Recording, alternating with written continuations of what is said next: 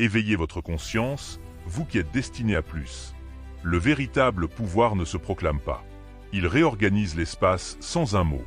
Il arrive un moment où le silence n'est plus une passivité, mais une arme stratégique. Non pas le silence de la peur ou de l'épuisement, mais celui qui aiguise la concentration, renforce la discipline et déstabilise ceux qui s'étaient habitués à vos hésitations. C'est la phase que la plupart ignorent. Ils croient que rien ne se trame. Ils pensent que vous êtes à l'arrêt, que vous avez perdu votre élan. En réalité, quelque chose de bien plus décisif est en cours, l'alignement. Voici une vérité que beaucoup préfèrent éviter. Les grands basculements de pouvoir, d'influence ou de leadership se jouent bien avant que le public n'en perçoive le premier signe. Le bruit ne vient qu'après. La préparation, elle, est toujours privée. L'histoire ne récompense pas la présence la plus bruyante. Elle récompense celui qui a maîtrisé en silence le timing, l'accès et le contrôle, pendant que les autres s'épuisaient à raconter leur propre importance. Et soyons francs, le monde est accro au spectacle. On s'attend à ce que le pouvoir soit dramatique, émotionnel, chaotique. On anticipe des crises, des répliques cinglantes, de longs discours, des affrontements publics. C'est pourquoi un silence discipliné met tant de gens mal à l'aise. Il leur refuse le divertissement. Il leur refuse toute prise. Il leur retire l'illusion qu'ils comprennent encore ce que vous pensez. Certains riront. D'autres se détendront. D'autres vous jugeront inoffensif. Et c'est là que réside l'ironie. L'histoire montre que la sous-estimation a engendré plus de regrets que l'arrogance n'en a jamais créé. Le silence n'est pas une absence. C'est un repositionnement. C'est vous qui quittez la scène pour laisser l'architecture se redessiner sans interférence. Il ne s'agit ni de vengeance, ni de théâtralité, ni de prouver quoi que ce soit à quiconque. Il s'agit d'atteindre un niveau où vos actions parlent avant que votre bouche n'ait à s'ouvrir. Où les opposants ne sont pas réduits au silence par la confrontation, mais par l'irrélevance. Où le pouvoir cesse d'être un rôle que vous jouez pour devenir une force que vous appliquez. Alors, si vous avez été silencieux ces derniers temps, considérez cela comme un bon signe. Ce n'est pas une alerte. C'est le son du recalibrage. Et croyez-moi, cela se termine souvent par la réalisation tardive de quelqu'un d'autre, qui comprend qu'il a mal interprété la pièce depuis le début. Numéro 1. Vous cessez de chercher à être compris, et vous visez la précision. La majorité des gens gaspillent leur énergie à vouloir s'expliquer auprès du mauvais public. Ils se contorsionnent, justifient chaque geste, clarifient chaque intention, croyant qu'être compris mène au respect. Mais voici la vérité. Personne ne vous doit la compréhension. On déformera vos mots, on soupçonnera vos motivations, on présentera votre clarté comme de l'arrogance. Lorsque vous agissez par besoin d'être compris, vous cédez votre pouvoir. Vous vous rendez négociable, débattable, manipulable. La précision, en revanche, est une forme de domination silencieuse. Il s'agit d'accomplir ce qui doit l'être, de la manière la plus directe et la plus nette qui soit, sans laisser de place à l'interprétation. Quand vos actions sont précises, elles portent en elles une autorité qui se passe d'explication. Vous n'avez plus à défendre vos choix. La clarté de l'exécution le fait pour vous. La précision érige une forteresse autour de vos intentions. Elle est mesurable, tangible, impossible à déformer. On ne peut pas contester des résultats livrés avec exactitude. Cela force le respect, sans même avoir à le demander. Vous arrêtez de chercher l'approbation et vous commandez l'attention. Le plus beau, cela frustre ceux qui voudraient vous maintenir petit. Quand ils tentent de tordre vos actions, ils ne trouvent aucune prise. La précision ne laisse pas d'angles émotionnels à attaquer. Cela ne fait pas de vous une personne froide ou distante. Cela signifie que vous êtes passé du chaos à la stratégie. Vous vous concentrez sur l'essentiel et éliminez le superflu. Chaque geste devient délibéré. Chaque mot a du poids. Chaque mouvement a un but. C'est la véritable force de la précision. Vous arrêtez de plaider pour qu'on vous comprenne et vous commencez à créer l'inévitable. Numéro 2. Vous dépassez le besoin de prouver que vous êtes l'élu. Cette sensation d'être destiné à quelque chose de plus grand naît d'une confiance tranquille, pas d'annonce permanente.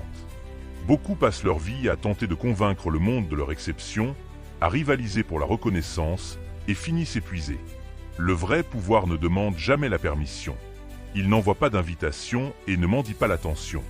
Quand vous dépassez ce besoin de preuve, vous arrêtez de jouer pour une validation extérieure et vous commencez à agir selon vos propres standards. Le monde finira par le remarquer, mais à ce moment-là, il sera trop tard pour que quiconque puisse interférer. Ce changement transforme tout. Vous ne pesez plus chaque réaction, ne surveillez plus chaque impression. Votre énergie, au lieu d'être dispersée à vouloir impressionner, se concentre sur la croissance, la stratégie et la maîtrise. Ironiquement, c'est souvent cela qui finit par faire parler les autres. Quand vous cessez de courir après la reconnaissance, elle vient à vous et elle a bien plus de poids car elle est spontanée. Numéro 3. Vous comprenez que l'accès est le véritable champ de bataille. La plupart pensent que les batailles se gagnent par les mots, la force ou l'influence. La réalité est plus subtile et plus décisive. Le vrai combat se joue sur l'accès. L'accès aux personnes, aux informations, aux ressources, aux opportunités. C'est là que le pouvoir se construit ou s'effondre en silence. Si quelqu'un ne peut pas vous atteindre, vous manipulez ou influencez votre environnement, sa capacité à vous nuire s'évanouit. Il ne s'agit pas de couper les ponts par paranoïa, mais de reconnaître que la proximité est un levier. En protégeant votre accès, vous obligez chaque interaction à avoir un objectif. Ceux qui gaspillent votre temps ou sèment la confusion se voient naturellement écartés, ce qui supprime silencieusement leur influence sur vous. Cela vaut aussi pour vous-même. Un accès non maîtrisé à votre temps, à vos pensées et à votre énergie est tout aussi dangereux. Être disponible pour chaque distraction dilue votre concentration et invite aux erreurs. Maîtriser l'accès, c'est faire des choix délibérés sur ceux et qui occupent votre espace. Cela crée un filtre qui renforce votre influence. Les gens remarqueront que vous n'êtes pas facilement joignable, non par distance, mais parce que vous avez redéfini ce qui compte. Numéro 4. Vous remplacez les réactions émotionnelles par un timing stratégique. On confond souvent rapidité et force, croyant que réagir immédiatement prouve son pouvoir. En réalité, les réactions émotionnelles sont comme des étincelles. Elles créent du bruit et du chaos, mais rarement des résultats durables. Les individus véritablement puissants savent que le timing est plus important que l'intensité. Attendre, observer, calculer, permet d'agir quand les conditions sont optimales, quand l'impact est maximal. Le timing stratégique ne signifie pas l'inaction, mais le mouvement délibéré. Savoir quand le silence sera plus percutant que les mots, quand la patience accomplira plus que la force.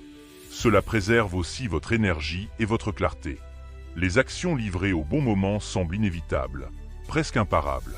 Vos adversaires commencent à douter et votre propre autorité grandit, car vous n'êtes plus l'otage de l'impulsion. Numéro 5. Vous ne confondez plus solitude et perte. L'une des leçons les plus libératrices est de comprendre qu'être seul ne signifie pas avoir échoué. Cela signifie souvent que vous avez gagné en clarté. La solitude n'est pas un vide à craindre, mais un espace où vos priorités s'aiguisent et votre stratégie se renforce, sans les distractions ni les compromis du bruit extérieur. C'est dans cet isolement que vous vous construisez. Le monde finit par s'adapter à ceux qui sont entiers, pas à ceux qui sont désespérés d'approbation. La solitude devient alors un outil, un terrain d'entraînement silencieux pour la résilience et la vision. Numéro 6. Vous réalisez que tous ceux qui applaudissent ne souhaitent pas forcément vous voir réussir. Les applaudissements sont faciles à donner, la reconnaissance est souvent bon marché. Les gens applaudissent quand c'est pratique, sans coût pour eux, ou quand ils y voient un avantage. Mais quand votre croissance commence à déranger le statu quo, ces mêmes applaudissements peuvent se transformer en résistance silencieuse. Comprendre cela vous libère de la dépendance à l'approbation externe. Vous commencez à mesurer votre progrès à vos résultats et à votre alignement interne. Les vrais alliés n'applaudissent pas de loin. Ils agissent, ils s'engagent quand les enjeux sont réels. Cette clarté affine votre jugement et vous permet d'investir dans des relations authentiques. Numéro 7. Vous devenez prévisible dans vos valeurs, mais imprévisible dans votre exécution. La véritable autorité réside dans cet équilibre. Être prévisible dans vos principes et vos limites construit la confiance et le respect. Les gens savent ce que vous défendez. Mais si chaque action que vous entreprenez peut être anticipée, vous perdez tout avantage stratégique. C'est pourquoi votre exécution doit être fluide, adaptable, parfois surprenante. Associer des valeurs stables à une mise en œuvre imprévisible vous rend insaisissable. Vos adversaires voient le cadre, mais ne peuvent pas prédire vos mouvements à l'intérieur. Vous cessez d'être une cible pour devenir une force avec laquelle il faut compter. Numéro 8. Vous acceptez que certaines personnes aient besoin que vous restiez petit pour se sentir en sécurité. Voilà une vérité difficile. Tout le monde ne célébrera pas votre expansion. Pour certains, leur confort dépend de votre limitation. Lorsque vous grandissez au-delà de leurs frontières invisibles, leur inconfort peut se muer en critique, en résistance passive, voire en sabotage. Accepter cela n'est pas devenir amer, mais conscient. Cela vous libère du poids de vouloir les rassurer. Vous cessez de négocier votre potentiel pour correspondre à leur zone de confort. Vous investissez votre énergie là où elle est valorisée, et vous constaterez que les personnes vraiment alignées avec votre croissance apparaîtront naturellement. Numéro 9. Vous arrêtez de combattre les gens et vous commencez à maîtriser les systèmes. Se focaliser sur des adversaires individuels est un piège. Les gens sont changeants, imprévisibles. Le véritable champ de bataille, ce sont les systèmes, les structures, les règles, les schémas qui gouvernent les résultats à long terme. Lorsque vous déplacez votre attention des personnes vers les systèmes, votre influence se multiplie.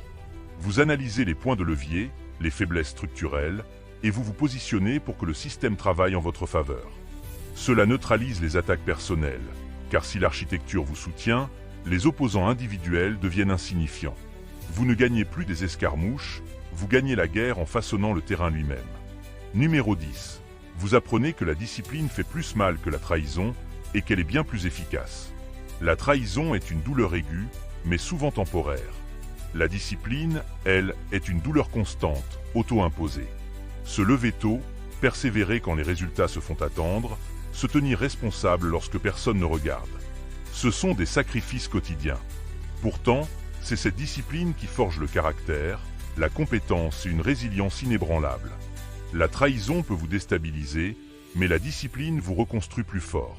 Ceux qui la maîtrisent n'ont souvent même plus à craindre la trahison à long terme, car leur préparation les rend structurellement intouchables. Numéro 11. Vous cessez de chercher des explications auprès de ceux qui ont profité de votre confusion.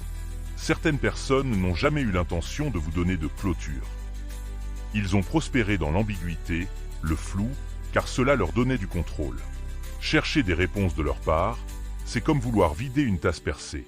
La vraie paix vient de l'intérieur, de l'acceptation que leur comportement les reflète, eux, et non votre valeur. En lâchant prise sur cette quête impossible, vous récupérez toute votre énergie et votre autorité narrative. Votre clarté intérieure devient votre boussole. Numéro 12. Vous comprenez que le vrai pouvoir est ennuyeux. Il n'a pas besoin de cris, de drames ou d'être au centre de l'attention. Le pouvoir authentique est silencieux, constant, méthodique. Il livre des résultats sans fanfare, il façonne les choses dans l'ombre. Cette monotonie est en fait sa plus grande force. Il est impossible à miner par le spectacle, car il opère en dehors de lui. Être ennuyeux, de cette manière vous libère. Vous n'avez plus à performer, à vous justifier. Votre influence émane naturellement de vos actions et de leurs conséquences. Les autres finissent par remarquer les effets, bien plus que l'effort. Numéro 13. Vous arrêtez de vouloir vous venger et vous commencez à construire l'irrélevance. La vengeance vous enchaîne à ceux que vous devriez laisser derrière vous. Elle draine votre énergie et perpétue leur influence sur votre esprit. La stratégie supérieure consiste à les rendre irrélevants. En vous concentrant si intensément sur votre propre croissance, sur la construction d'une vie alignée et protégée, vous les privez de toute scène sur laquelle ils pourraient vous affecter. Leur tentative de nuisance se heurte alors au vide. L'irrélevance est une victoire bien plus complète et durable que la vengeance. Elle signale que vous avez simplement avancé. Numéro 14. Vous réalisez que la victoire ultime est de devenir injoignable. Le summum du pouvoir n'est pas la domination ostentatoire, mais le fait de structurer sa vie de telle sorte que les interférences, les manipulations et les pressions extérieures ne puissent tout simplement plus vous atteindre. Devenir injoignable, ce n'est pas fuir ses responsabilités. C'est ériger des limites si claires, si fermes, et aligner son énergie sur des priorités si précises que le bruit et la toxicité ne trouvent plus de porte d'entrée. Vos adversaires peuvent comploter, mais s'ils ne peuvent pas vous toucher, leurs plans sont vains. Vous décidez du moment, du lieu et des conditions de tout engagement. Votre énergie devient sacrée, votre présence, sélective, et votre autorité, incontestable car elle émane d'un design de vie impénétrable. Le pouvoir, l'influence et la maîtrise résident rarement dans le bruit et le spectacle. Ils naissent dans les espaces silencieux où la précision chasse le chaos, où la discipline surpasse la réaction et où la stratégie domine l'émotion. C'est un voyage intérieur fait de contrôle de l'accès, d'acceptation de la solitude et d'action au timing parfait. La véritable autorité ne cherche pas à prouver. Elle cherche à devenir. Elle consiste à maîtriser les systèmes, à protéger son énergie et à s'aligner de telle sorte que l'interférence devienne impossible. Vos ennemis ne sont pas vaincus par la confrontation, mais neutralisés lorsque vous devenez injoignable, irrélevants à leur manigance et implacables dans votre propre trajectoire. Ces moments de silence, de discipline et de patience ne sont pas du vide. Ce sont les fondations silencieuses sur lesquelles se construit un succès irréversible. Si ce message a résonné en vous, pensez à vous abonner à la chaîne pour plus de contenu qui va au-delà des surfaces. Likez, commentez et partagez cette vidéo avec quelqu'un qui a besoin d'élever sa perspective et de reprendre les rênes de son pouvoir. Votre engagement nous aide à vous apporter toujours plus de vérités profondes et de stratégies concrètes. Ne vous contentez pas de regarder. Prenez le contrôle de votre parcours et accédez au pouvoir qui vous attend. Restez éveillés.